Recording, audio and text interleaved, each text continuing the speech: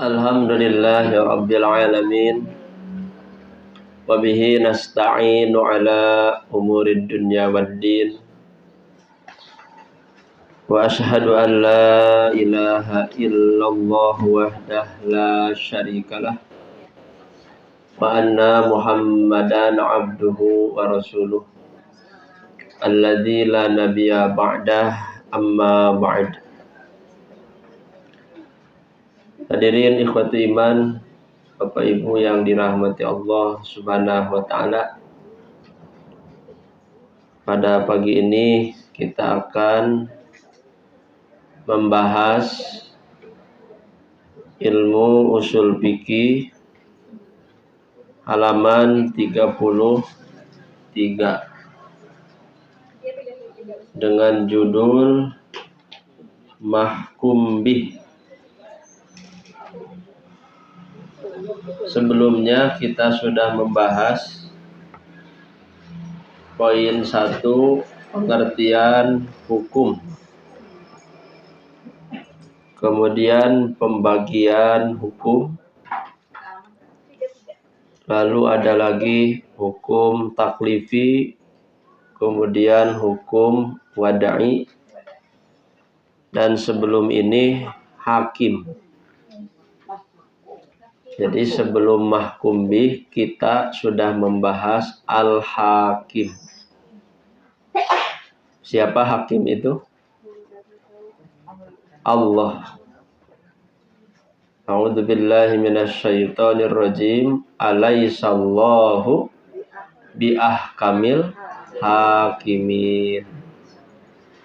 Bukankah Allah itu hakim yang paling bijak? Alaihissallahu biahkamil hakimin.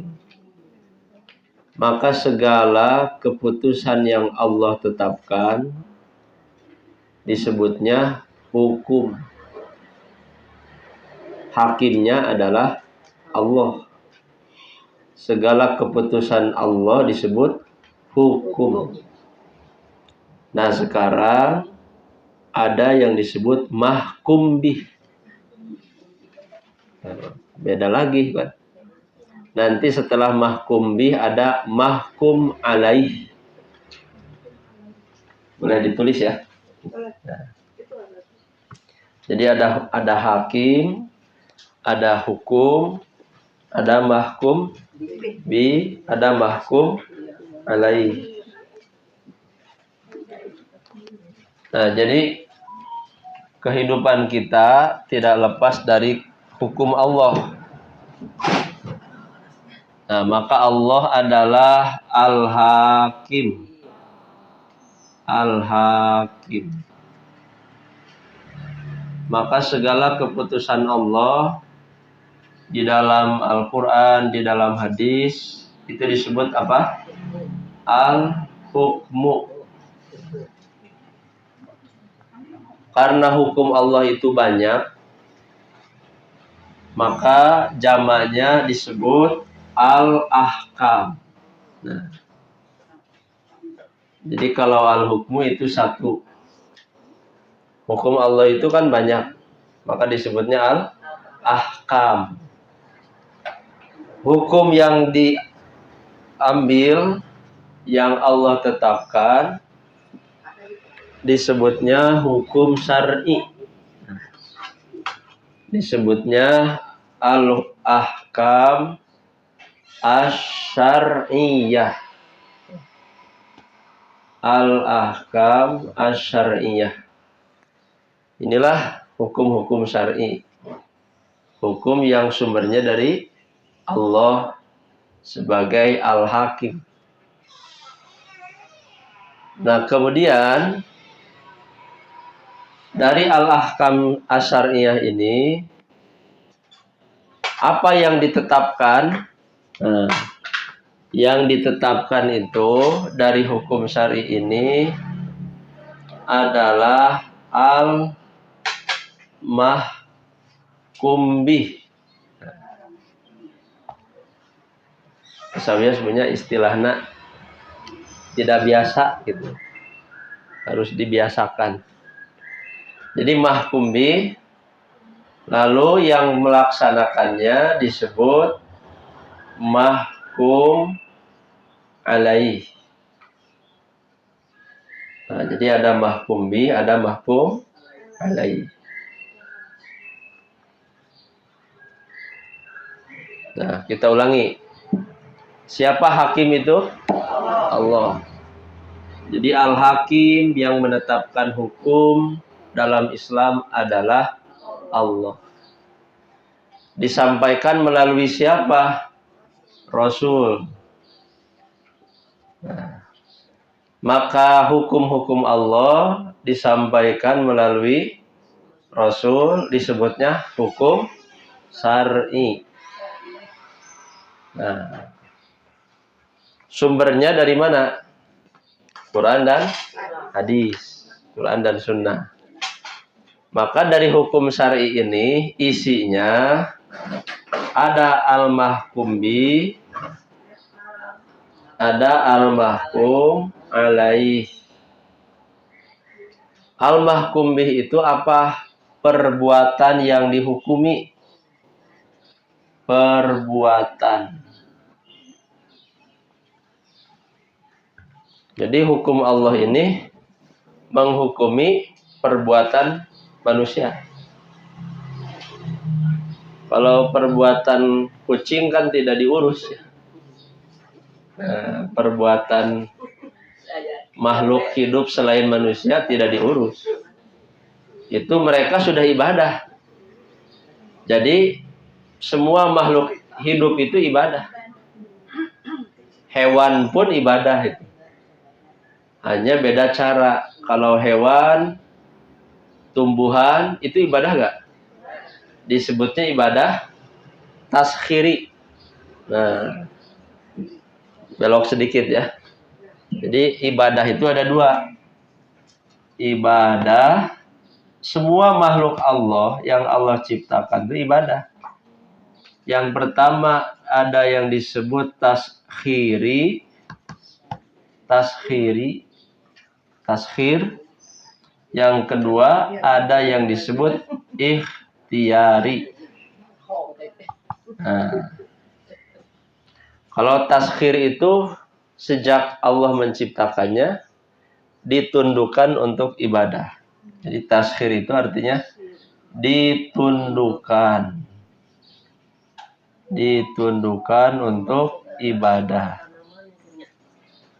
Nah, di sini semua makhluk yang Allah ciptakan. Bulan, bintang, matahari, ya, gunung, lautan. Kan Allah banyak menciptakan makhluk. Mereka ibadah nggak? Ibadah. Namanya ibadah taskhiri. Selain manusia itu ibadahnya ini. Selain yang berakal. Yang kedua, ada yang disebut ikhtiyari. Inilah ibadah yang sifatnya pilihan. Untuk siapa? Manusia. Jadi ibadahnya manusia itu ikhtiyari.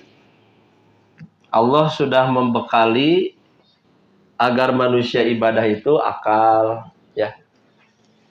Fasilitas hidup. Allah menciptakan bumi. Kan di bumi ini kita ngontrak ya. Tidak ngontrak, gratis.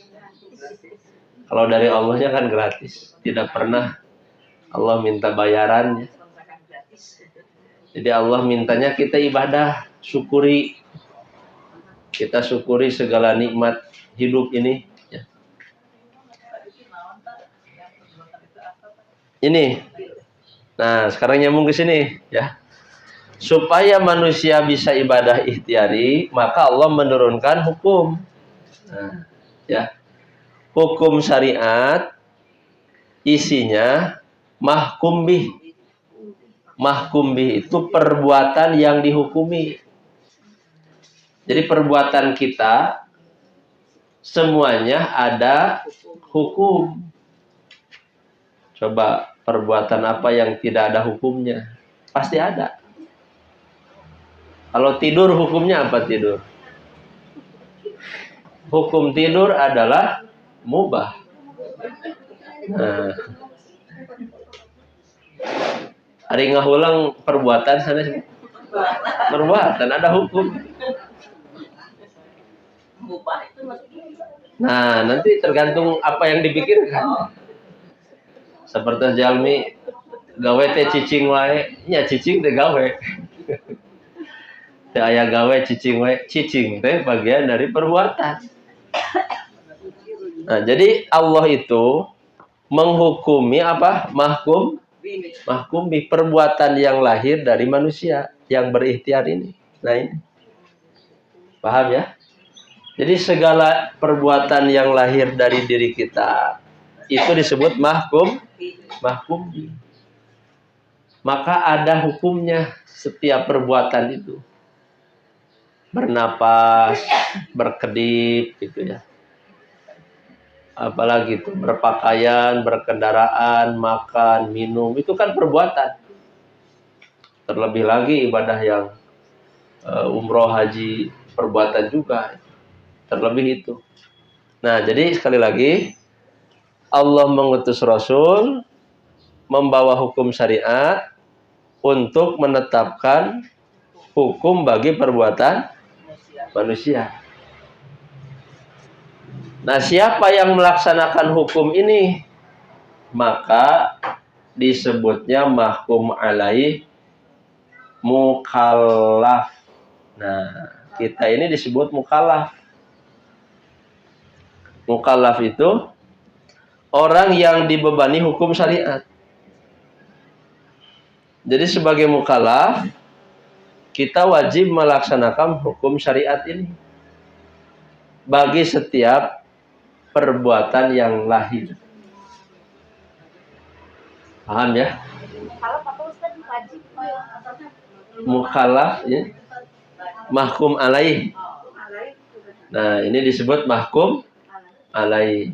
Mahkum alaih itu siapa? Manusia yang punya tanggung jawab melaksanakan hukum. Maka perbuatannya disebut mahkum bi. Nah, ini kalau benar punya atau nepi gancang. Nah, jadi kalau ibu sudah paham kerangka ini, sudah ada gambaran mau kemana kita hidup. Nah, jadi hidup kita di dunia ini untuk ibadah, tapi kita diberikan pilihan karena kita sudah diberi akal. Ibadah kita itu apa? Ini melaksanakan segala hukum syariat. Apa yang ditetapkan dari hukum syariat itu? Perbuatan. Mulai dari bangun tidur sampai tidur lagi, kita melakukan perbuatan. Maka perbuatan yang kita lakukan harus mengetahui hukum syariat. Agar apa? Bernilai pahala. Kalau kata bahasa Sunda, jangan sampai capek gawe teu kapake. Ieu mah lain teu kapake deui, capek gawe loba dosa. Lebih rugi kan? Ieu mah lebih berdosa. Maka agar perbuatan kita tidak berdosa, pahami ini. Allah mengutus Rasul menetapkan hukum-hukum syariat. Siapa yang melakukannya? Nah, kita. Kita sebagai manusia ini disebut mukallaf, mahkum alai. Perbuatan ini untuk siapa? Untuk manusia. Nah, paham ya? Kita ulangi. Nah, berarti itu dia Bu, perjalanan hidup kita. Allah menciptakan kita. Nah, ini kita nih, al-insan. Atau wama khalaqtul jinni wama khalaqtul jinna wal insa. Kita ini disebut oleh Quran al-insu, manusia. Maka kita punya tugas apa? Ibadah. Ibadahnya makhluk Allah terbagi kepada dua. Satu, taskhiri, ditundukkan ibadah. Kedua, ikhtiari, diberi pilihan. Makanya ada yang ke surga, ada yang ke neraka. Itu pilihan. Allah sudah memberi jalan. Wa hadainahun najdain, kan gitu. Nah, kita memilih mana? Nah, kita memilih untuk beribadah kepada Allah. Maka cara beribadah kepada Allah, nah ini jalurnya. Sebelum kita ibadah, kita tahu dulu bahwa yang berhak menetapkan hukum ibadah itu adalah Allah. Allah disebut Al-Hakim. Ahkamul Hakimin. Alaihissallahu bi ahkamil hakimin. Dalam ayat lain itu apa? La hukma illa lillah. Tidak ada hukum kecuali milik Allah. Maka Allah mengutus siapa? Rasul. Rasul membawa syariat yang isinya itu hukum syariat. Hukum syariat itu menerangkan perbuatan manusia. Nah, di sini tadi mulai kita sebagai mukallaf sampai wafat, kita tidak lepas dari ini, perbuatan yang terikat hukum. Sekalipun kita tidak bicara, kita tidak berjalan, kita punya hati. Apakah hati bisa berbuat? Coba. Hati kita tuh bisa berbuat gak? Bisa. Ngalamun gitu. Kalau ngalamun itu berbuat gak? Berbuat. Ngalamun ke naon? Nah hayal cenah hayang ka surga. Nah hayal yang unggul teh aya ikhtiar. Nah, makanya kalau orang mukmin ya diamnya itu tetap ibadah. Itu orang mukmin. Sekali lagi rumusnya nih. Kalau orang beriman, diamnya saja dia ibadah. Ibadah dengan hatinya. Justru ibadah hati itu lebih luas, lebih banyak daripada ibadah fisik. Makanya hadis-hadisnya kan jelas ya. Manusia itu dalam dirinya ada hati. Kalau hatinya beres, seluruh amal menjadi beres. Kalau hatinya rusak, amal jadi rusak. Maka siramlah hati kita itu dengan ilmu, dengan hukum Allah, dengan hukum syariat. Agar apa? Agar hati bisa ibadah. Nah, saya sudah merangkum satu buku kecil. Minimalnya ada 50 ibadah hati. Sedikit banyak 50. Itu yang saya baca sedikit tahu ya, oh ini ibadah hati. Ibadah hati itu seperti ma'rifat, seperti yakin, zuhud. Sebagian sudah kita pelajari di pelajaran akhlak. Itu ibadah hati. Khudu', kemudian apa lagi ya? Ma'rifat, kemudian tawakal, sabar, ridho, itu bagian dari ibadah hati. Nah itu ya. Nah sekarang kita masuk ke pembahasan mahkum bih. Nah di sini judulnya mahkum bih. Mahkum bih itu adalah perbuatan mukallaf. Jadi perbuatan bagi kita sebagai mukallaf yang berkaitan dengan ijab disebut wajib, yang berkaitan dengan nadab disebut mandub, yang berkaitan dengan tahrim disebut haram, ada juga makruh dan mubah. Jadi mahkum bih itu perbuatannya, hukum perbuatan itu tidak lepas dari 5. Yang menetapkan 5 siapa? Para ulama usul fikih. berdasarkan isyarat Quran dan hadis. Jadi karena hukum-hukum yang Allah tetapkan itu ada yang memerintah, menuntut untuk kita kerjakan, ada yang melarang untuk kita tinggalkan. Maka para ulama menyimpulkan ada 5. Yang pertama apa? Wajib. Yang kedua, sunnah atau mandub. Yang ketiga, haram. Yang keempat, makruh. Yang kelima, mubah.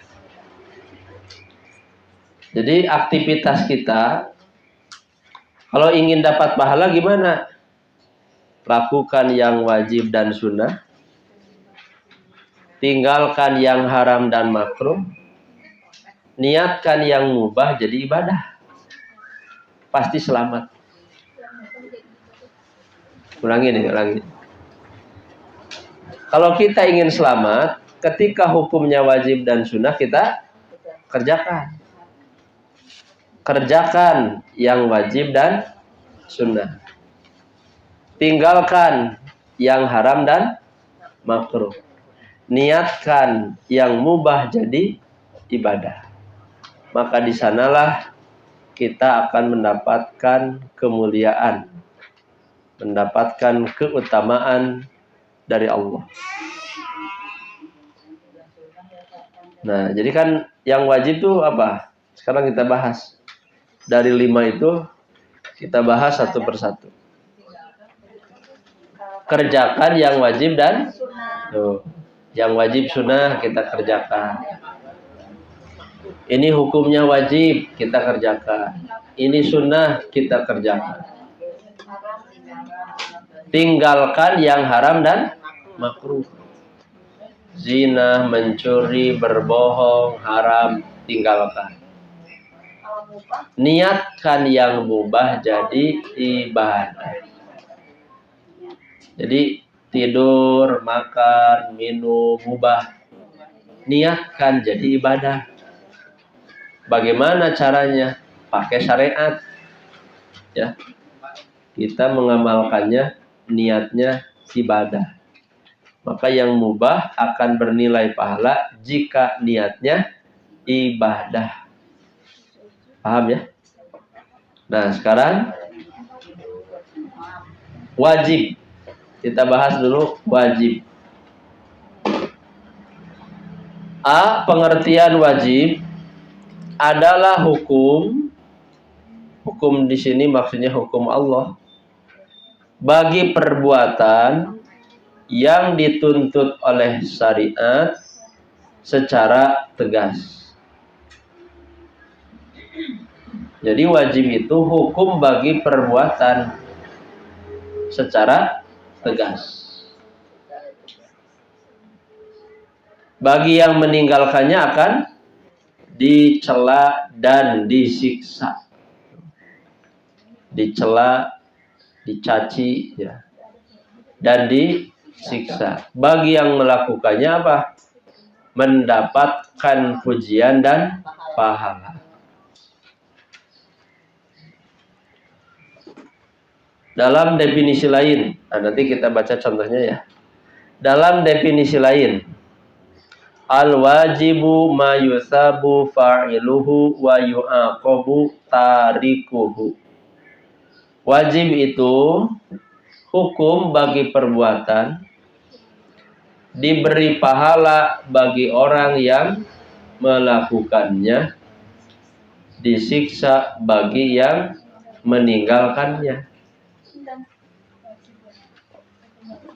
Masih ingat dulu kita belajar ijab ya? Masih ingat Bu?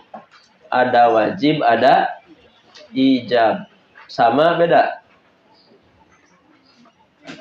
Nah, sama beda kira-kira?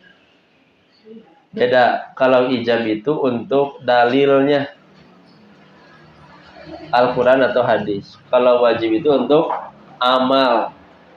Beda kan? Jadi ijab ini hukum bagi dalil.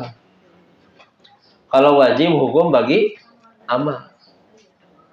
amal-amal kita yang Allah wajibkan disebut wajib. Yang kita tahu ya, contoh yang terkenal, sholat wajib, sholat 5 waktu hukumnya wajib, saum Ramadan hukumnya wajib, zakat hukumnya. Jadi wajib itu untuk perbuatan, amal. Amal yang kita kerjakan itu wajib. Kalau Allah memerintahkannya dengan tegas. Nama lain, nah di sini wajib itu menurut jumhur ulama nama lainnya adalah fardu. Kita sering dengar ya, fardu. Ada yang menyebut wajib, ada yang menyebut fardu. Bedanya apa? Kalau menurut ulama mayoritas tidak ada bedanya. Nama lain saja. Sholat 5 waktu mau disebut wajib silahkan. Mau disebut fardu juga silahkan. Kita sering menyebutnya apa? Wajib. Boleh disebut fardu? Boleh. Sehingga dari fardu di dalam bahasa Indonesia ada perlu. Jadi perlu teh dari fardu. Orang ini diperlukan. Jadi fardu teh berarti melahirkan perlu. Itu kata ahli bahasa Indonesia. Jadi perlu itu bahasa Arab dari fardu. Kemudian kalau menurut Hanafiyah, nah ini Hanafiyah ini ulama yang memang ada berbeda dengan ulama jumhur. Mereka membedakan antara wajib dengan fardu. Dilihat dari apa perbedaannya? Dilihat dari dalilnya. Jika zonni tidak qat'i seperti khobar ahad, perbuatannya disebut wajib. Jadi kalau menurut Hanafiyah mah, wajib itu kalau dari hadis, perintahnya dari hadis, itu disebut wajib. Tapi hadisnya juga hadis yang ahad. Ahad itu jalurnya sedikit, ya, itu hadis ahad. Kalau dalilnya qat'i pasti, tidak zanni, seperti hukum yang ditetapkan berdasarkan Al-Quran dinamai fardu. Ibu pada ngiring ke mana? Ke jumhur, ke Hanafiyah? Kau usah diskiwentong. Saya juga ikut ke jumhur aja. Kalau ke jumhur, ya kita tidak bingung membedakan. Fardu teh nama lainnya wajib. Wajib teh nama lainnya. Kalau ke Hanafiyah, ini tingkat tinggi. Ntar dulu ini, Qur'annya sahih, doib, mutawatir, ahad. Sebelum menetapkan wajib dan fardu, diteliti dulu hadisnya. Berat gak? Berat.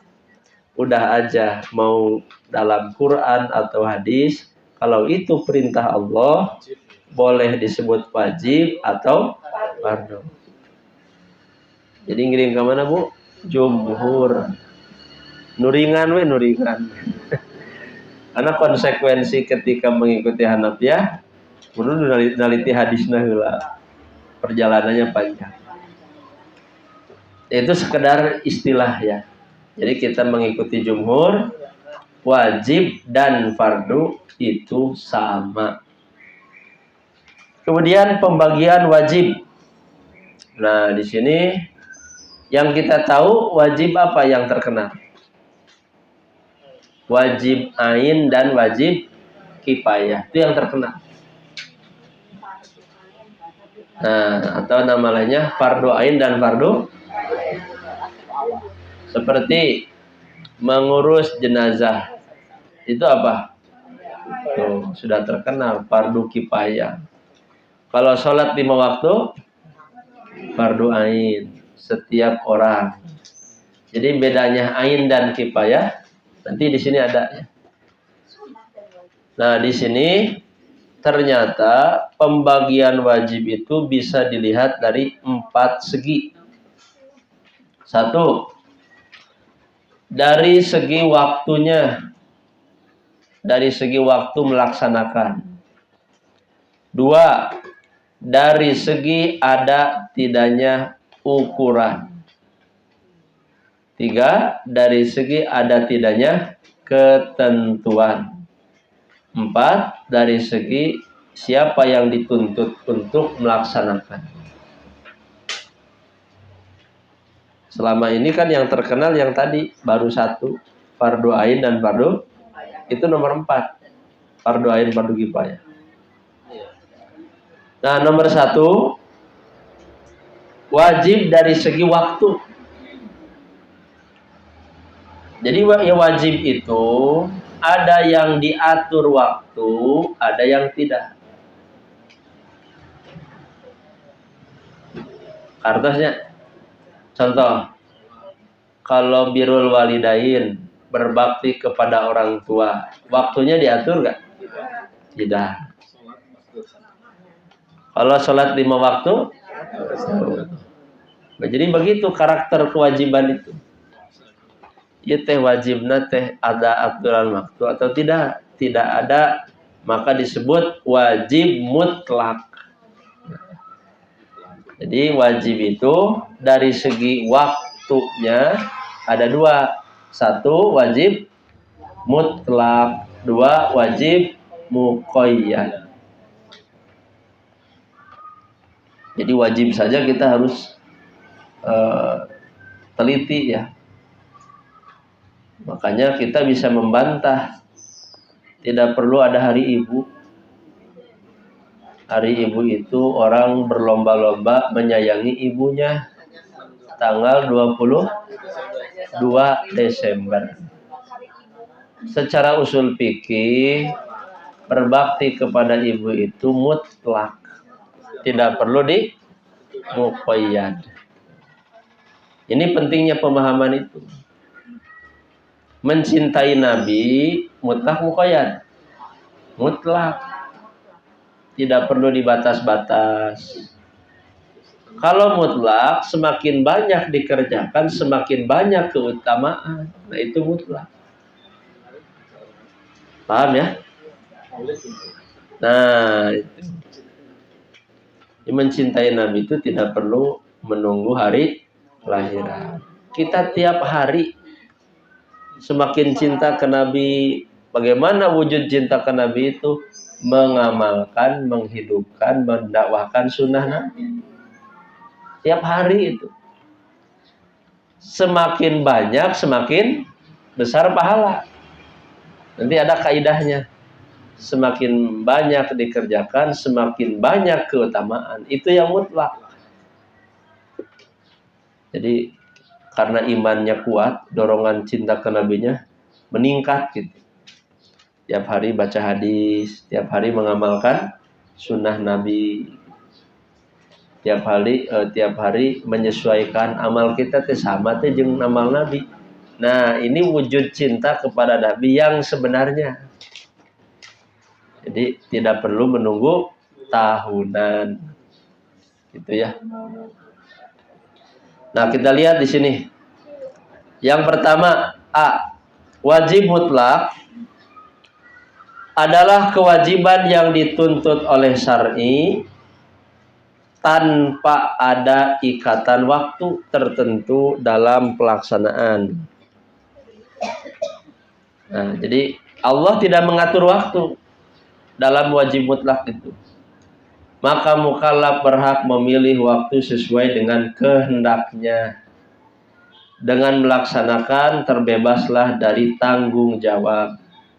Tidak berdosa ketika pelaksanaannya diakhirkan. Contoh, mengqadha saum Ramadan. Itu mutlak muqayyad? Mutlak. Jadi kalau punya hutang saum, saum di hari yang lain. Hari yang lainnya tidak disebut bulan. tidak disebut hari, berarti itu mutlak. Contoh lain, ibadah haji bagi yang mampu, mutlak muqayyad? Mutlak. Ada muqayyad, ada mutlak. Makanya ada yang menyebut ini mah mudoyak. Mudoyak itu bebas tapi dibatas. Jadi ada bebas dibatas, ada bebas tidak dibatas. Dibatasnya kan pada bulan haji. Tapi dari sisi kapan tahunnya, mutlak. Itu haji. Mencari ilmu, mutlak muqayyad, Bu? Mutlak. Pada hari Kamis, pada hari Jumat, silahkan. Tidak ada batasan muqayyad. Mencari ilmu. Bersedekah, hukumnya dulu, sedekah itu wajib sunnah. Ada yang wajib, ada yang sunnah. Sedekah wajib disebut zakat atau infak. Sedekah sunnah disebut sedekah tatobu. Coba ulang ini. Paham nomor 1, Bu? Jadi wajib mutlak itu tidak diatur waktunya. Dari mana tidak kita tahu tidak diatur waktunya? Dari dalilnya. Dari Quran, dari hadis. Birrul walidain. Allah tidak mengatur waktunya kapan. Oh, berarti mutlak. Yang kedua, B, ada yang disebut wajib muqayyad. Nah, muqayyad itu dari qaidun. Qaidun itu dibatasi. Kewajiban yang dituntut oleh syar'i pada waktu yang telah ditentukan. Contohnya apa? Sholat 5 waktu. Itu sudah jelas waktunya. Kita gak boleh lewat dari waktu yang ditetapkan. Yang kedua, saum Ramadan. Tidak boleh dilakukan di luar waktu. Tidak boleh. Kalau dilakukan di luar waktu gimana? Tidak sah. Tidak sah itu. Sesuai perintah berarti. Saum Ramadan, salam itu ya. Ada sapar we saum Ramadan itu sah. Ya. Jadi kalau waktunya sudah muqayyad, tidak boleh dipindah. Hari Jumat sibuk pindah ke hari Sabtu, itu biasa. Ibadah Jumat pindah ke hari Sabtu. Paham ya? Jadi kalau muqayyad itu artinya kewajiban telah ditentukan waktunya. Dari penjelasan wajib mutlak muqayyad tersebut dipahami yang dituntut dari muqayyad itu perbuatannya dan waktu yang telah ditetapkan. Sedangkan yang dituntut dari wajib mutlak perbuatannya saja, tidak terikat dengan waktu. Sekarang berdoa. Kita lihat berdoa. Berdoa hukumnya apa? Wajib. Ud'uni astajib lakum. Nanti dalam ayat selanjutnya, orang yang tidak berdoa itu orang yang sombong. Nah, apakah doa itu wajib yang mutlak atau muqayyad? Nah, tergantung dalilnya. Ada yang mutlak, ada yang kalau berdoanya kepada Allah tanpa dibatasi waktu, berarti itu mutlak. Ya mutlak. Mau kapanpun berdoa, tapi sekalipun mutlak, Allah menetapkan waktu tertentu. Saya sudah tulis di buku apa ya, Bu? Mutiara Doa judulnya. Di antaranya nih, ini waktu-waktu doa kalau kita mau berdoa. Satu, antara azan dan iqamah. Sempatkan waktu ini. Yang kedua, sujud. Ketika sujud. Sujud awal, akhir, tengah. Tidak disebut. Mutlak berarti. 3, setelah sholat wajib. Sempatkan berdoa. Makanya tong rurusuhan atau sholat wajib. Keempat, di malam hari. Terutama di sepertiga malam. Kelima, sedang saum.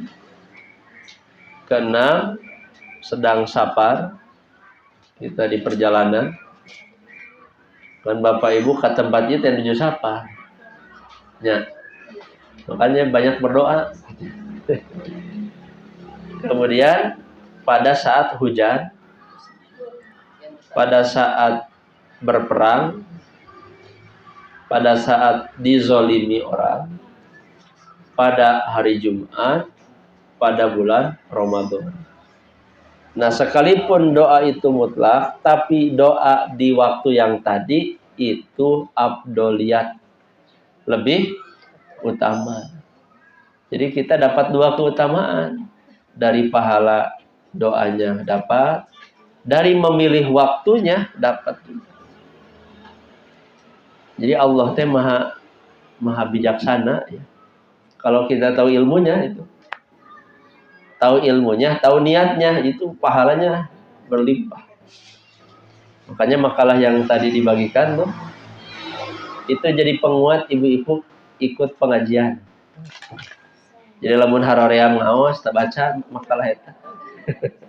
Niat talabul ilmi, baca. Supaya apa sih kita terus belajar? Baca itu. Itu ringkasan dari berbagai dalil. Soalnya kan manusia itu lemah, Bu. Manusia itu punya sifat lemah, berkeluh kesah, bermalas-malasan. Perlu motivasi. Nah, maka motivasi yang Allah siapkan, yang Rasul janjikan, itu harus jadi dasar kita beramal. Harusnya. Jadi orang beriman itu motivasi Allah dan Rasul melebihi dari cukup. Itu orang beriman. Tapi orang yang imannya lemah, tipis imannya teh, tekabita Quran hadis teh, tekabita. Jangankan kabita isinya, membahasanya juga gak mau. Itu iman yang lemah. Tapi kalau imannya kuat, ada masalah dalam hidup. Buka Quran, oh iya jawabannya. Sampai gini, masalah manusia yang mana yang tidak ada solusinya di Quran hadis. Oke, gaduh masalah naon. Curhat ke Allah. Jawabannya ada di Quran dan tapi orang kan hafal sadaya nanya. Itu ayatna teh nu mana? Hadisna teh nu mana? Maka kita kembalikan kepada Quran hadis sebagai solusi atas masalah. Nah, selanjutnya nomor 2. Ada yang disebut wajib dari segi ukuran muhaddad dan ghair muhaddad. Jadi ukuran di sini takarannya. Wajib muhaddad, kewajiban yang dituntut oleh syariat dengan ukuran tertentu. Zakat misalnya nih, zakat. Hukumnya apa zakat? Wajib. Ada ukurannya enggak? Nah, berarti zakat itu muhaddad. Jadi zakat itu muhaddad. Ada ukurannya. Makanya kalau kita zakatnya lebih, niatnya 2. Sama sodako. Jangan gini, bangga we telangkung. Kumaha telangkung. Kumaha panitia we cenah. Gaduh niat henteu beramal teh. Da Allah mah teu butuheun artos. Allah mah butuh niat. Itu yang terpenting. Sok sanajan artosna ageng gitu. Tapi kosong niat nanti. Kernaon coba. Dia mencari pahalanya dari siapa? Nah itu. Makanya nyambung dengan Kamis kemarin ya. Bab niat, bab tauhid, bab iman. Itu lebih Allah terima daripada sekedar amalnya. Jadi ajaran Islam itu bukan ajaran simbolis. Bukan sekedar simbolis maksudnya. Bukan berarti kita ibadahnya tanpa simbol gitu.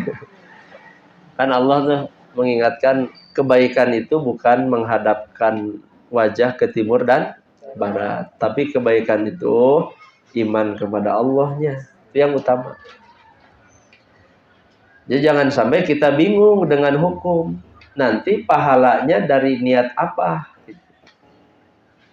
Sakalidinya jangan sampai kita bingung dengan hukum ketika beramal, pahalanya dari niat apa? Ada seperti tadi. Ini banyak kasus pernah saya menangani panitia zakat ya. Misalnya zakat nama 280.000. Sesana artosna 30.000, sesana sabaraha? 20. Itu teh bisa diniatkan dua. Ieu mah 280 kanggo zakatna, tah ieu 20.000 sedekahna. Jadi ulah kieu sabaraha 280. Angsuran apa? Mangga weh. Kumaha panitia? Tahu lah. Niatkan. Oh iya sedekah 20.000. Nah itu. Kumaha panitia anu gaduh artosna saha? Nah, itu persoalan harta. Contoh lain. Dalam berumah tangga. Orang tua membiayai kehidupan sekolah ya anak, itu termasuk apa? Infak kan? Niat gak? Jangan sampai tidak niat lebar. Ketika mengeluarkannya niat, ini kewajiban dari Allah. Liyunfik du sa'atin min sa'atih. Surat At-Tolak ayat 10-an lah ya. Kata Allah, hendaklah diinfakkan dari keleluasaanmu untuk keluarga itu. Jadi setiap hari ketika kita mengeluarkan harta untuk kebutuhan rumah tangga, keluarga, istri, anak, tah itu niat betul. Jadi jangan dianggap itu sebagai rutinitas. Makanya kalau amal menjadi rutinitas, berpahala nggak? Sekali lagi nih. Amal yang dirutinkan ada nilai pahala nggak? Tergantung niat aja. Nah itu yang Allah butuhkan deh, niat orang. Niat. Nah makanya itu niat apa Bu di makalah? Niat thalabul ilmi ya. Itu ada nanti mungkin edisi berikutnya niat yang lain. Niat sholat, niat sedekah, niat saum, niat berpakaian, niat makan. Itu ternyata ada aturan niatnya harus bagaimana. Karena yang Allah butuhkan mah, yang Allah nilai mah niatnya itu, bukan simbol amalnya. Ada orang yang papipek capek, hati kosong dari mengingat Allah. Kernaun coba. Dia nyari pahala dari siapa? Kalau nyari pahala dari Allah, hadirkan niat. Makanya ada kitab yang membahas ihdorun niat. Hadirkan niat teh. Makanya kalau kita beramal soleh, jangan lupa membawa niat. Paham ya? Jangan lupa membawa. Ibu ti bumi kadi nyenak niat. Seberapa hiji niat nata? Seberapa kilo? Nah itu yang harus dibawa. Dan niat itu tidak perlu diucapkan dalam hati. Nah kemarin kita bahas niat itu lahir dari ilmu. Ilmu yang penting. Kenapa sih saya harus sholat? Oh pelajari dalil tentang sholat. Oh saya sholatnya karena niatnya ini. Ingin diampuni dosa, ingin dapat kemuliaan, ingin masuk surga, dan sebagainya. Nah kembali ke sini. Ada muhaddad, ada ghair muhaddad. Nah, contoh muhadad adalah zakat dan diat. Diat itu apa ya? Denda. Ada juga wajib ghair muhaddad. Nah, ini. Ghair muhaddad itu tidak ada ukuran tertentu. Oleh Allah dan Rasul tidak dibatasi. Contohnya infak di jalan Allah. Ada hadis di Bukhari begini ya. Barang siapa yang memberikan infak untuk pasangan zaujaini, suami istri, di jalan Allah, maka dia akan dipanggil oleh Allah dari pintu infak. Kan ibu teh hayang ka surganya. Terus terang pantona teh acan. Bade lewat mana coba teh terang panto. Nanti kalau butuh saya ada makalah dari ujung berung pengajiannya. Ada surga di rumah kita judulnya itu. Tapi membahas surga 28 poin tentang surga. Ringkasan. Diringkas dari Quran hadis. Salah satunya bab pintunya nih. Pintu. Nah, nanti PDF ya itu. Nanti dikirim ke Bu Ina. Mau di print silahkan. 15 halaman. Ini kan 5 halaman. Itu membahas ahli surga itu siapa? Di surga, tingkatan surga itu ada berapa? Makanya saya tuh aneh, kurang teh yang ke surga, tapi surga itu apa? Coba apa yang menjadi daya tarik? Pintunya dulu ya. Nah, nanti surganya.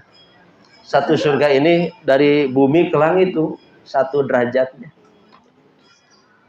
Sementara kata Nabi, surga itu ada 100 derajat. Jadi 100 kali lipat. Di bumi ke langit. Bandung saja luas.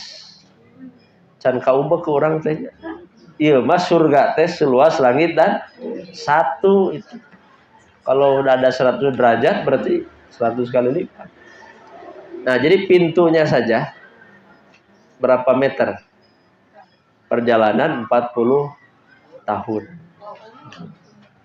Jadi ibu penasaran. Mangga we jalan 40 tahun tak eta pintu surga. Itu pintunya. Salah satunya infak. Jadi dalam hadis Bukhari ada 5 amal yang membuat kita dipanggil melalui pintu itu. Infak untuk suami istri di jalan Allah, sedekah, salat, jihad, sedekah, saum. Jadi kita mau dipanggilnya pintu mana? Silahkan memilih. Mau jadi ahli apa? Ahli salat dipanggil pintu salat. Ahli jihad dipanggil pintu jihad. Ahli saum dipanggil pintu saum. Di Arcamani ayah bapak-bapak rajin saumnya, Bu. Saum Daud saumnya. Ibu-ibu juga ada mungkin yang rajin saum Daud. Siap-siap nanti di pintu Daud. Di pintu surga saum. Sampai dia tuh penasaran. Ustaz menang tuh cenah saum Daud teh hayang Senin ongko aja Kemis ongko. Saum Daud teh tos ideal. Jadi mun bade saum Daud terus tamat tongka serangan gua Senin Kemis gitu. Nanti atuh tidak selang-seling. Jadi bisa masuk pintu melalui saum. Nu gratisan saum, salat. Nu berbayar infak, sedekah pakai harta. Yang pakai fisik jihad.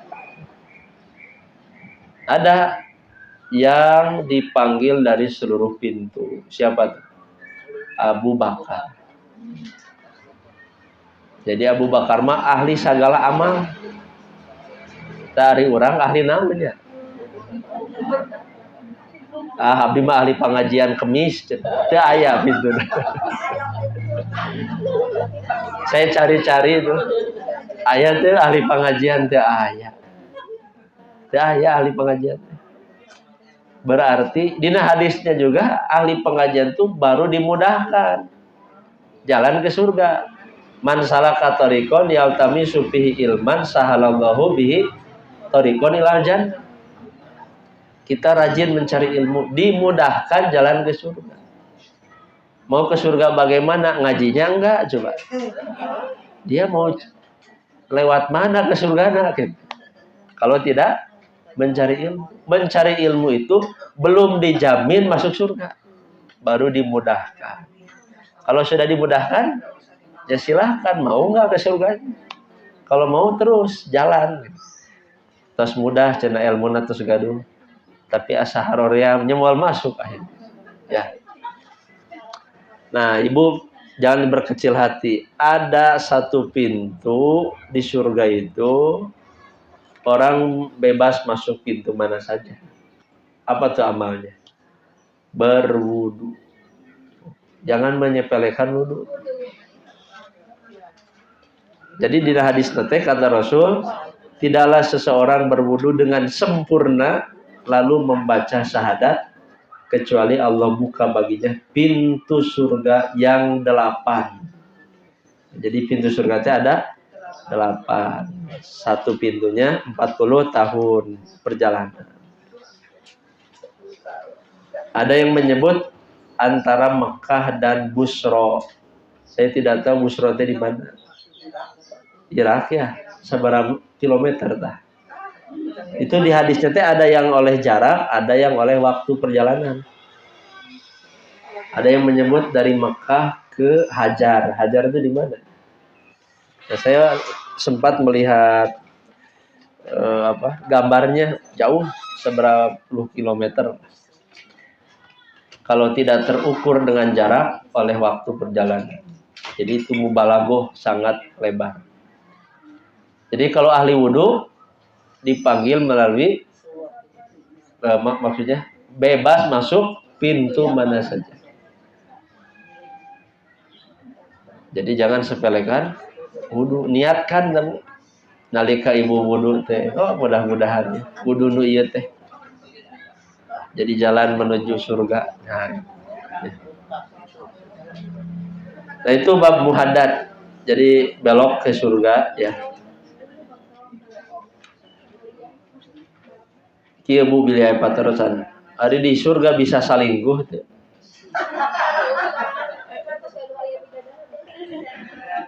Saya baca hadis Bu, di surga itu aya kemah.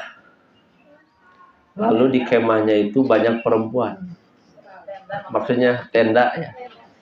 Di tendanya itu luas, banyak keluarganya. Saya pahami keluarga di sana pasangan. Jadi nanti silakan mau berpasangan dengan siapa. Mual kanyawan kuno lain. Kebayang nggak? Ya. Jadi misalnya, aduh iya cantik dengan ini gitu ya. Bosan kan lain. Yang lainnya gak lihat. Itu sampai saya baca hadis begitu. Oh begitu ya hadis itu. Makanya pun di surga mah saling goti mual kapanggih. Nah itu. Gentos Bu. Iya. So, kanu kabita nu salinggo di dunia, tahan heula. Kewe di akhirat. Yang lainnya tidak melihat. Ini ajaib di surga ini. Kalau di dunia kan jadi aib. Belum selingkuh, baru berduaan saja sudah dicurigai. Nah, di surga itu, di kemahnya itu, gonta-ganti. Dan kekuatan biologisnya 100 kali lipat daripada di dunia. Tuh. Makanya kalau mau hamil tidak perlu nunggu 9 bulan. Bisa kapan saja.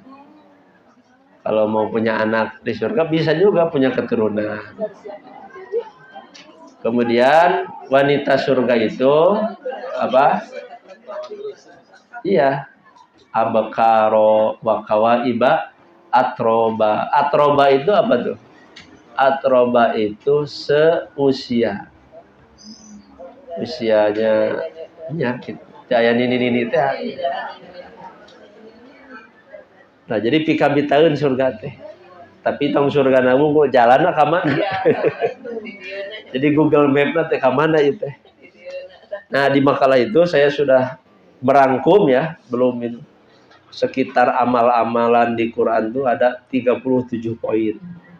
Ayat-ayatnya menjadi ibadur rahman, menjadi ulul albab, menjadi orang beriman, bertakwa, istiqomah, tawakal. Nah, itu jalannya.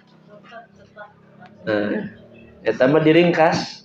Jadi nanti dikirim ya 15 halaman. Judul nama Ada Surga di Rumah Kita. Isi nama eta surga itu apa? Kemudian apa tuh? Jalan-jalannya, tingkatannya. Jadi ada 12 tingkat surga. Tingkat kahiji Rasul para nabi. Paling tinggi Nabi Muhammad. Kita mendoakan Nabi setelah adzan apa? Ati Muhammadanil wasilata. Paham gak wasilah itu apa? Oh, wasilah. Wasilah itu satu tempat khusus di surga buat Nabi seorang. Jadi tiap adzan kita mendoakan, ya Allah berilah kepada Muhammad wasilah. Kalau kita mendoakan Nabi, maka Nabi menjamin dapat syafaat. Kalau kita mendoakan. Dan Nabi itu diberi al-wasilah. Nabi yang lain juga gak bisa masuk ke al-wasilah itu. Dekat dengan Allah. Itu ya. Panjang bab surga karena luas sekali itu pembahasannya. Nah, selanjutnya mungkin nanti ada sesi alam akhiratnya Bu Ina ya. Rencananya kapan? Alam akhirat. Jadi, terutama Bapak Ibu yang sudah tidak muda lagi. Bukan tua, tidak muda. Kan tidak muda lebih halus daripada tua ya. Sudah tidak muda lagi, persiapkan untuk menghadapi alam akhirat, alam kubur ya. Senior. Nah, itu gambarannya ketika bab surga neraka memang itu yang paling menggugah ya. Selanjutnya masih ada 2 lagi. Dilanjut dulu atau bahas bab ilmu dulu gimana nih? Hatamkan dulu ya. Nah, 2 lagi. Yang ketiga wajib muayyan dan ghair muayyan. Wajib dari segi ada tidaknya ketentuan. Ada muayyan, kewajiban yang dituntut berupa perbuatan tertentu. Tidak ada pilihan.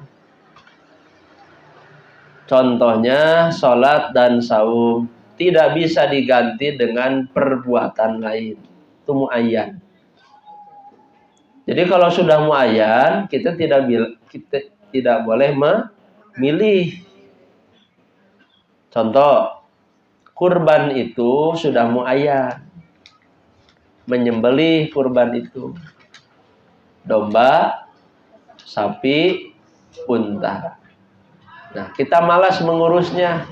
Tos we bagikeun artos we. Teu kudu daging. Boleh enggak?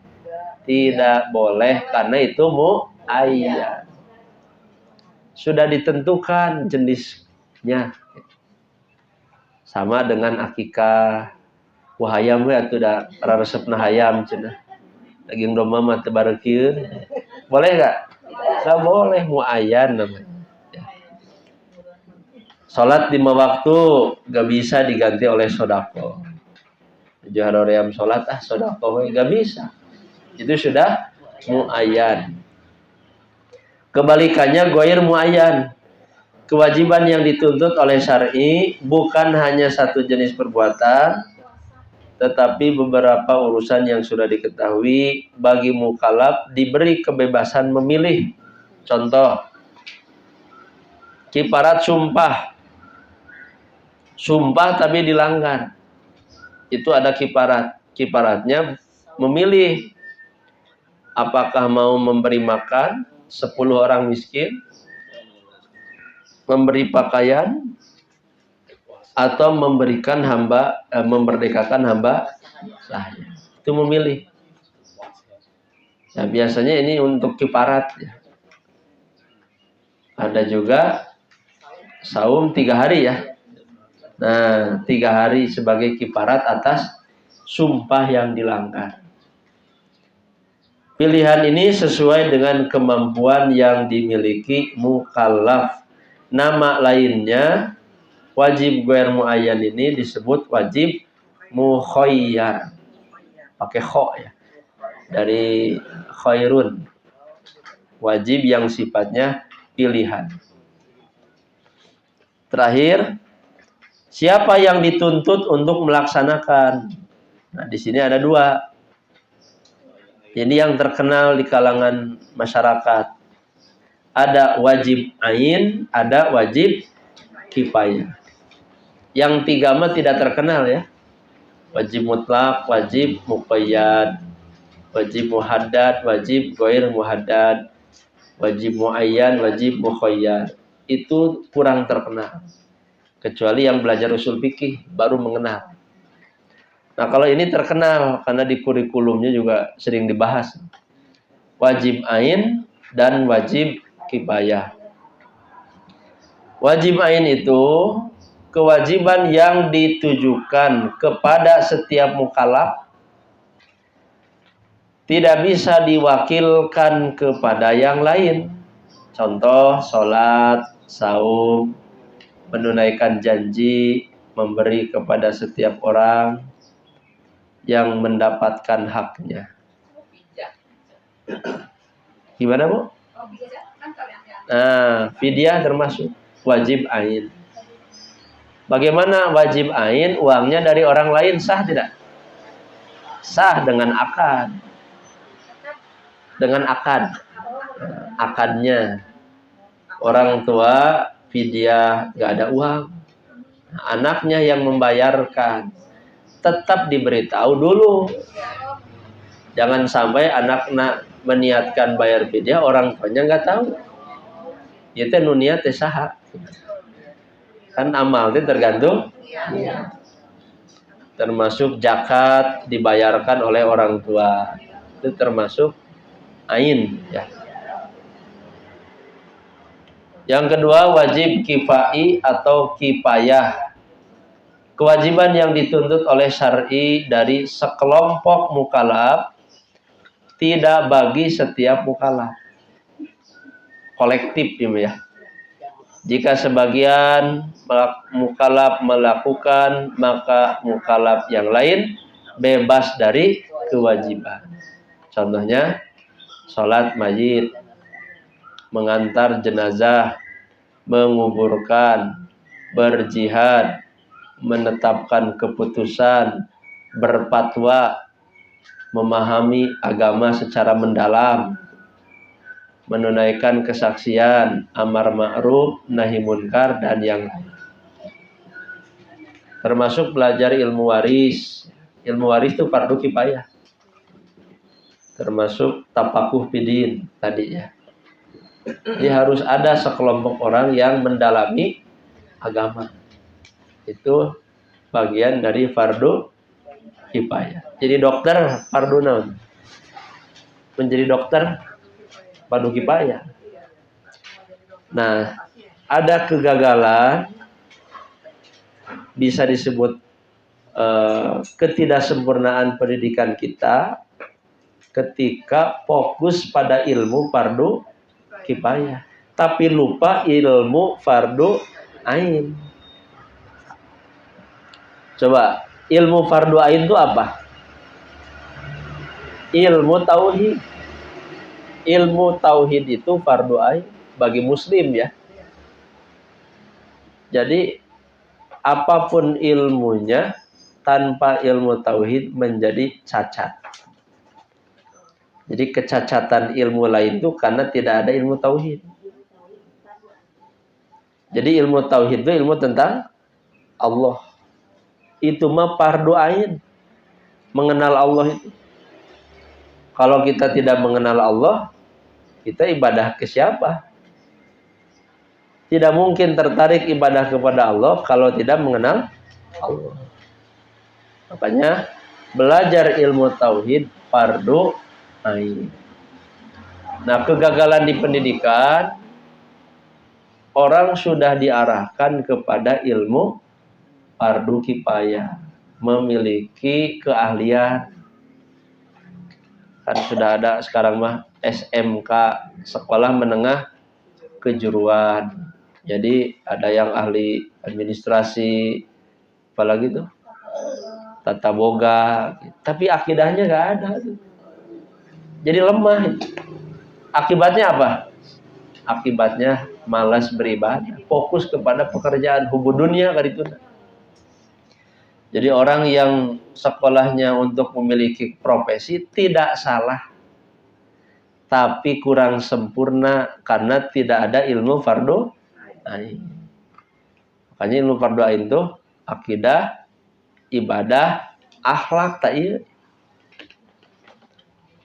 Calon pegawai negeri kan ada apa namanya, integritas ya. Di Islam itu integritasnya apa? Tiga yang tadi, akidah, ibadah. Jadi kalau umat Islam sudah tidak diragukan lagi integritasnya, karena langsung dari Allah. Akidah, ibadah, akhlak. Nah ini profesi itu nomor berikutnya, tahap berikutnya. Islam tidak mengharamkan berprofesi, berupah, berdagang gitu. Tapi pondasinya kuat belum? Akidahnya kuat, ibadahnya kuat, akhlak kuat. Yang lain tuh cabangnya. Nah, pendidikan kita umumnya fokus di cabang. Baru juga anak-anak sudah liar calistu. Kasihan. Tapi Allah tidak mengenal Allah. Allah tidak dikenali, kasihan. Sudah belajar menggambar, kreativitas, tapi Allahnya kurang dikenali. Nanti ketika tumbuh dewasa, tidak dikenalkan Allahnya, haroream ibadah. Fokus aja dengan pekerjaan. Coba kalau dari dasarnya dikenalkan Allah, dikenalkan Rasul, dikenalkan Quran, apapun nanti profesinya, dia tidak melupakan ini, pendidikan dasar ini. Nah itulah fardu ilmu, fardu ain, dan fardu kifayah. Makanya sewajib-wajibnya ilmu itu ilmu tentang Allah, tentang tauhid, tentang syariat Allah. Nah itu sementara yang bisa dibahas ya, sampai poin apa tadi? 1 ya. Nanti disambung dengan mandub sampai halaman 35. Nah untuk yang itu judulnya kenal niat. Nah jadi badai di mana wae ngawasna niatnya ieu gitu. Nah ini sebagian ya. Jadi ada 3 niat utama ketika kita beramal. Semua amal niatkan yang utama taat kepada Allah dan Rasul. Niat utama ini. Suami menafkahi istri, istri mengabdi taat kepada suami. Bukan karena suami istri, tapi karena taat kepada Allah dan Rasul. Itu niat pertama. Nah dari niat pertama ini cabangnya apa? Niatnya itu menunaikan kewajiban, mencari ilmu. Niatnya itu agar ibadah kepada Allah benar. Niatnya itu menghindari syubhat. Niatnya adalah memahami agama. Niatnya adalah membedakan yang hak dan batil. Jadi singkiat Ibu, supaya berkualitas. Yang kedua, niatnya itu mendapatkan kemuliaan, keutamaan, pahala dari mencari dan mendapatkan ilmu. Untuk apa kita mencari ilmu? 1, supaya tambah takut kepada Allah. Jadi bukan supaya ngelehkeun ilmu na ustad lain. Supaya lebih takut kepada Allah. Yang kedua, supaya apa? Meningkatkan derajat. Derajat kan ke atas. Jadi di sisi Allah, bukan di sisi manusia. Jadi yarfa'illahu alladhina amanu minkum walladzina utul ilma. Yang ketiga, niatkan diampuninya dosa. Orang yang mencari ilmu itu dimohonkan ampun oleh segala hal, termasuk ikan-ikan di lautan. Minta hampura ke Allah supaya yang mencari ilmu diampuni dosa. Memudahkan jalan masuk surga. Tadi teh aika surga hoyong ari milari ilmunan tidak mau. Dia mau jalan mana ke surganya? Kemudian mendapatkan ridho malaikat. Karena malaikat itu ketika kita keluar untuk mencari ilmu, malaikat menyimpan sayapnya karena ridho. Keenam, amal yang paling utama di hadapan Allah. Keutamaan orang berilmu itu seperti keutamaan Rasul dengan orang yang rendah di antara kalian. Dalam hadis lain, seperti bulan purnama dibandingkan dengan bintang-bintang. Jadi lebih terang, lebih bercahaya. Ilmu itu simpanan terbesar dunia. Jadi kalau di dunia tanpa ilmu, hakikatnya hidup kita terlaknat. Kemudian ilmu adalah jalan menuju al-khair, kebaikan. Tadi rumusnya, sekecil apapun amal, didasari iman dan ilmu, di hadapan Allah berkualitas. Sebaliknya, sebesar apapun amal, daya ilmuwan, Allah butuh. Allah tidak butuh dengan amal kita yang tanpa iman dan ilmu. Ilmu adalah pintu terbesar dalam kebaikan. Tadi rumusnya, orang beriman dan berilmu, diamnya saja mendapat pahala. Tapi orang yang tidak beriman, tidak berilmu, bekerjanya saja banyak dosa. Itu ilmu yang menentukan. Jadi dalam situasi apapun, menurut ilmu syariat, kita berpeluang mendapat pahala. Situasi apapun. Kan toslami itu hujannya panas tuh. Hari panas teh keadaan bukan. Bisa gak merasakan panas tapi dapat pahala? Kumaha carana? Bersabar. Bersabar, dan itu menurut ilmu. Menganggap bahwa ini semoga jadi penghapus dosa. Ketidaknyamanan bagi orang beriman itu sebagai penghapus dosa. Lelahnya, capeknya, itu jadi penghapus dosa. Nah, itu yang menerangkan demikian itu ilmu. Ya. Dari hadis. Ilmu itu adalah cahaya yang akan menyinari hati, memadamkan cahaya kegelapan. Jadi dengan ilmu tujuan hidup jelas. Tidak mudah tertipu oleh amalan orang. Kalau tidak berilmu maka kaditu kabita, kadia kabita. Tidak punya pegangan. Jadi meletet kini cahaya nanti. Yang terakhir, niat mencari ilmu itu menghindari ancaman. Di antara ancamannya agar kita tidak terjerumus kepada kebodohan. Karena bodoh itu sebab utama lahirnya kufur, adanya penyimpangan, mazhab yang sesat, dan seluruh maksiat. Maksiat itu lahir karena kebodohan. Bodoh itu adalah sebab lahirnya kesesatan. Makanya sebelum Rasul keluar rumah atau ketika Rasul keluar rumah, doanya apa? Berlindung dari kebodohan. 4 sebenarnya. Ya Allah, aku berlindung kepadamu dari celaka atau dicelakakan orang, dari sesat atau disesatkan, dari zolim atau dizolimi, dari bodoh atau dibodohi. Itu doa apa? Keluar rumah. Selain bismillahi tawakkaltu alallahi la haula wala quwata, ditambah yang lain. Orang kenapa masuk neraka, Bu? Kenapa orang ada di neraka?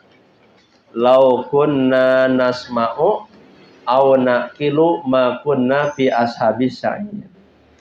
Jadi penyesalan ahli neraka, seandainya dulu kami mendengar atau berpikir, kami tidak akan menjadi penghuni neraka. Jadi sebabnya tidak mau mendengar yang benar, tidak mau berpikir tentang ilmu. Jadi sebetulnya berpikir itu menyehatkan, ya, menyehatkan pikiran. Karena orang otaknya dipakai mikir, akan hilang rasa hasad, rasa dendam, karena sibuk dengan urusan yang baik. Kalau tidak salah kemarin kita bahas, manusia itu semuanya sibuk, ya. Ada yang sibuk dalam kebaikan, ada yang sibuk dalam keburukan. Jika tidak sibuk dengan kebaikan, maka sibuk dengan keburukan. Terus dibahas dah, Chan. Ya tadi Pak dibahas. Berarti di tempat lain saya bahas itu. Jika kamu tidak sibuk dengan yang baik, berarti kamu sibuk dengan yang buruk. Maka orang berpikir, belajar, ya.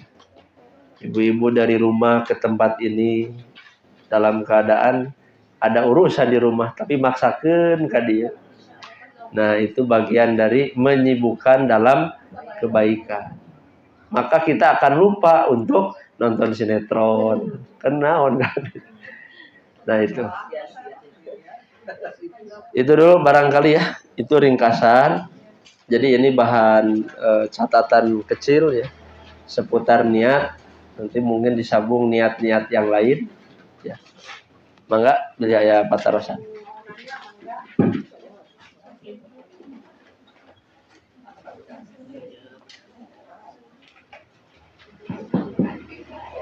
Ini Ustaz, pertanyaan yang pertama, lebih baik manakah wanita solehah di dunia dengan bidadari di surga? Yang keduanya, bagaimana orang yang memang bodoh dan tidak mencari ilmu, Ustaz, misalkan di pedalaman, nah itu bagaimana gitu? Kenal, Ustaz?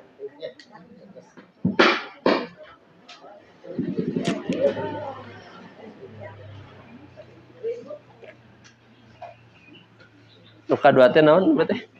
Nuka dua teh. Jika wanita tidak mencari ilmu karena di pedalaman dan kebodohannya. Oh. Cekap hiji keduanya. Yang pertama, lebih baik mana gitu, ya. Tadi itu lebih baik mana wanita solehah di dunia. Ya, kalau lebih baik bidadari surga itu hurun maksurot fil khiyam. Kalau dari sisi kualitas tentu lebih baik yang di surga. Tapi kalau kita ingin mendekati harus jadi wanita solehah. Kalau lebih baik dari sisi kualitas. Makanya ayat-ayat itu mendorong supaya kita mau menjadi yang lebih baik dari wanita di surga. Dengan apa? Dengan amal soleh. Gitu. Pikabitainu di surga atau di dunia? Di surga. Tapi kalau kita ingin menjadi yang terbaik, bisa nggak? Bisa. Man mampu tuh, makanya kita harus tetap mengejar, ya. Nanti ada hadis, dunia itu adalah perhiasan. Ad-dunya mata'un. Wa khairu mata'iha al-mar'ah as-solihah. Sebaik-baik wanita dunia adalah perempuan yang solihah. Ada di ayat mana ya? Bunyinya begini. Inna in ansa'nahunna insya'a.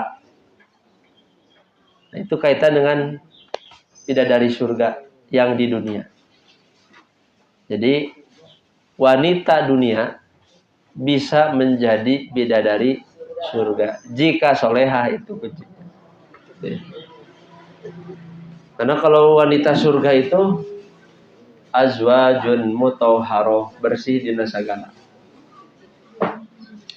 Yang kedua, tentang bagaimana orang yang bodoh tidak paham agama karena kondisinya di pedalaman.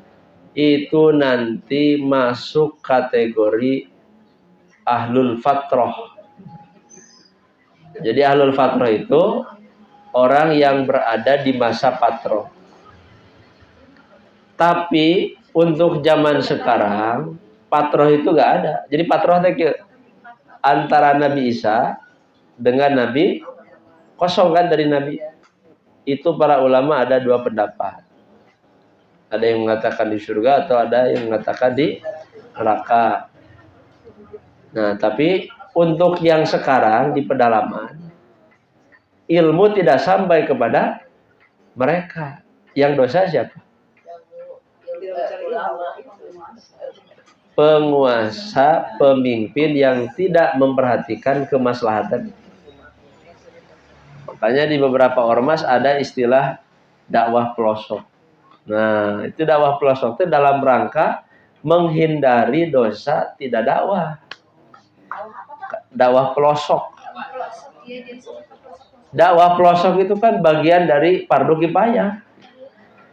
Jadi kalau orang pedalaman tidak tahu ilmu agama, yang dosa bukan semata-mata mereka, tapi orang yang mengurus urusan umat yang tidak dakwah itu ikut berdosa. Makanya, nah nanti di makalah itu tingkatan ahli surga itu orang yang mementingkan kesolehan orang lain lebih tinggi tingkatan surganya daripada orang yang mementingkan kesolehan diri sendiri. Kartas deh. Jadi kesempatannya di sana. Yang tidak mungkin mah mendekati surga jeung Nabi itu agak susah. Walaupun Nabi memberi kesempatan banyak sujud, banyak sholat sunat, mengurus anak yatim. Itu surganya begini. Tapi eta teh bersaingnya jeung sahabat gitu kan. Bersaingnya dengan pemimpin adil. Nah, nanti dibaca ya di makalah tingkatan ahli surga itu 12. Sampai dibahas orang gila. Nah, di surga di neraka kamu. Orang gila. Ada yang mengatakan surga tingkatan 12. Itu sebetulnya bukan dalil, tapi istinbat kesimpulan. Jadi orang-orang yang keterbatasan di dunia, berbuat dosa tidak, taat juga tidak, atas kasih sayang Allah, di surga tingkat paling bawah. Kalau ada kebaikannya sedikit, naik ke atas surga. Tapi di hadis lain memang 100 derajat. Derajatnya 100, tingkatannya 12. Itu ya. Jadi yang dosa, kalau orang tidak berilmu, yang dosa siapa? Yang berilmu tidak menyampaikannya. Makanya pesan Rasul, balighu anni walau ayat. Sampaikan dari. Kalau kita sudah menyampaikan, berarti terlepas dari kewajiban. Semakin banyak menyampaikan, semakin banyak mendapat pahala kan gitu. Makanya ibu bisa gak jadi mubaligh? Setiap orang bisa jadi mubaligh gitu. Dengan cara menyampaikan apa yang sudah dipelajari. Nah, untuk pertanyaan tadi nomor 1, saya pelajari lagi Bu ya. Setahu saya wanita penghuni surga ya tentu lebih istimewa.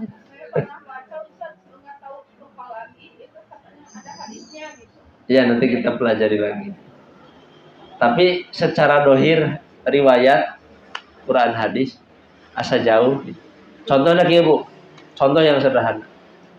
Wanita surga itu marah kepada wanita dunia yang tidak melayani suami. Salah satunya itu. Apakah seorang wanita dunia siap? Ada gak yang menolak untuk melayani suaminya? Ada misalnya. Maka cemburulah wanita yang ada di marah. Menunjukkan apa? Cek bahasa orang mah menimbung gitu. Padahal eta teh pahalanya besar. Teh itu saking solehna wanita surga teh gitu. Nah, kalau ada wanita dunia yang melebihi itu, ayah gitu ya, jadi kegoda gitu.